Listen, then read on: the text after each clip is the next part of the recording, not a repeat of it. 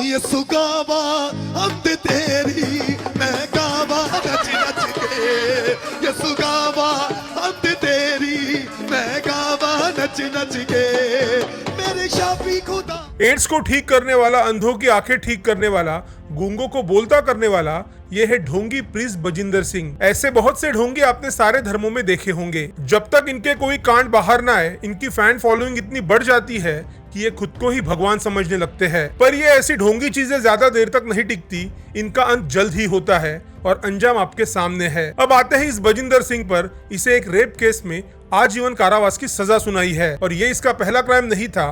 20 साल की उम्र में इस पर एक मर्डर का मामला भी दर्ज है और उस केस में उसने सजा भी काटी है। इसके ऐसे बहुत सारे किस्से हैं जिसे सुनकर आप हैरान हो जाओगे। तो आज हम इस वीडियो में देखेंगे खुद को ईसाई धर्म का प्रचारक कहने वाले ढोंगी प्रिंस बजिंदर सिंह के कारनामे। वीडियो शुरू करने से पहले अगर किसी ने चैनल को सब्सक्राइब नहीं किया तो जरूर कर देना। तो चलिए वीडियो शुरू करते हैं। पहले देखते हैं कि बजिंदर सिंह है कौन और ये जाट होकर भी चर्च का प्रीस्ट कैसे बना। बजिंदर का जन्म हरियाणा के यमुनानगर के एक जाट फैमिली में हुआ था, पर 15 साल पहले एक मर्डर के मामले में वो जेल गया और वहीं पर उसने क्रिश्चियन धर्म को अपनाया और यहीं से बजिंदर का प्रीस्ट बनने का सफर शुरू होता है और 2016 में church of glory and wisdom नाम की एक संस्था शुरू की। बजिंदर एक चमत्कारी प्रीस्ट के रूप में सबके सामने आया और उसने दावा किया कि वो एड्स जैसी कई सारी बीमारियां ठीक कर सकता है। वो अपने YouTube चैनल पर ऐसे चमत्कार के वीडियो शेयर करने लगा और वो उन वीडियोस में ऐसे दावे करता था कि वो एड्स, गूंगापन, ऐसी कई सारी बड़ी बड़ी बीमारियां ठीक कर सकता है। और इन सब वीडियोस में उसका सबसे फेमस वीडियो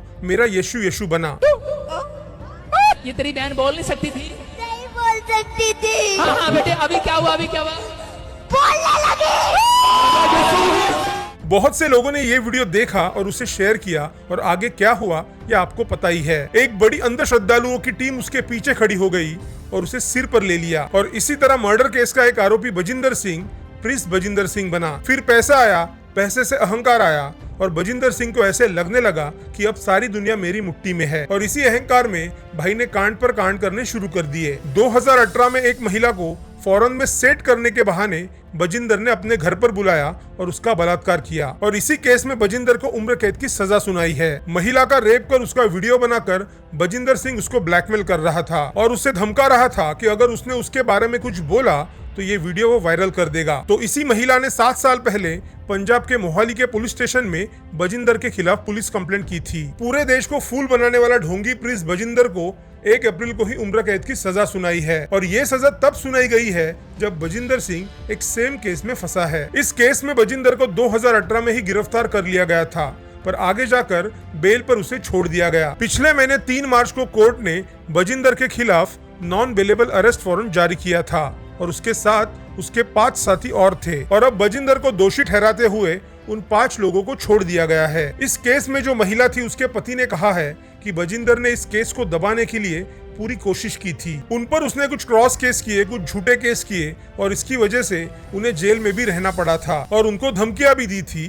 पर जब ये सब कुछ काम नहीं आया तो उसने पैसों का लालच दिया। बजिंदर का एक आदमी 5 करोड़ का ऑफर लेकर उनके पास गया था पर उन्होंने मना कर दिया और अब हम जो लोग निर्दोष छूटे हैं उनके खिलाफ सुप्रीम कोर्ट में जाएंगे, ऐसा उस महिला के पति का कहना है। ये केस छोड़कर बजिंदर के ऊपर और 2 केसेस है। पहला केस उसके ही चंडीगढ़ के ऑफिस में उसने एक महिला को पीटा था और उसका वीडियो भी वायरल हुआ था।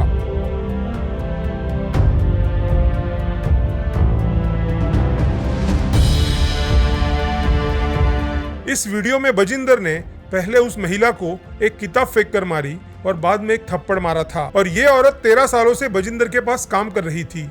जैसे ही ये वीडियो वायरल हुआ बजिंदर पर एफआईआर की गई थी। और दूसरा केस पंजाब से है। इस केस में बजिंदर ने एक औरत से नंबर लिया और उसे अश्लील मैसेज करने लगा और उसके बाद 2002 में उस महिला को बजिंदर एक चर्च के केबिन में ले गया और उसका रेप किया। इसके बारे में उस महिला ने कहा है कि बजिंदर ने उसे धमकी दी है कि अगर इसके बारे में उसने कहीं कुछ कहा तो वो उसके परिवार को मार देगा। बजिंदर के YouTube पर 3.7 मिलियन सब्सक्राइबर्स है और उसके ऑफलाइन शो में भी काफी भीड़ होती है। मैं बस यही सोचता हूँ कि ये कौन लोग हैं और आते कहाँ से है। अगर जाना ही है तो ऐसे लोगों के पास जाए जो आपको सही राह दिखाए। इसका मुंह देखकर ये फ्रॉड लगता है, कैसे कोई इस पर भरोसा कर सकता है। जरा सोच कर देखिए कि आपके यीशु मसीह आपको इन जैसे लोगों पर भरोसा करने कहेंगे जो एक रेपिस्ट है। मुझे ईसाई धर्म के बारे में ज्यादा कुछ नहीं पता, मैं बस इतना ही कहूंगा कि इन जैसे लोगों पर भरोसा ना करें। जय श्री राम।